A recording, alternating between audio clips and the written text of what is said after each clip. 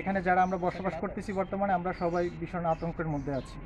কেন পাওয়া যাচ্ছে এটা তো স্পেসিফিকভাবে আমরা বলতে পারবো না। যতটুকু ধারণা করা যাচ্ছে যে গত মাসের যে 4 তারিখে যে ছাত্রদের আন্দোলনটা হয়েছিল এবং আমাদের এই পাশে যে রাস্তা মেইন রাস্তা আন্দোলন হয়েছিল, সে আন্দোলনে ছাত্ররা পুলিশের ধাওয়া পাল্টায় তারা আমাদের এই কোয়ার্টারের মধ্যে সবাই ঢুকে আমাদের গেটের তালা ভেঙে এদিকে এসে গোলাগুলি হয়েছে।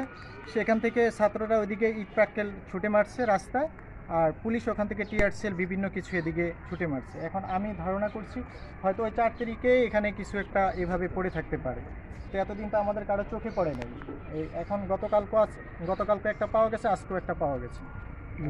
এটা আমাদের একইভাবে আমাদের যে পরিচ্ছন্নতা কর্মী আছে সে এখানে এটা ঘাস কাটতে এসে পরিষ্কার করতে এসে তার চোখে পড়ছে।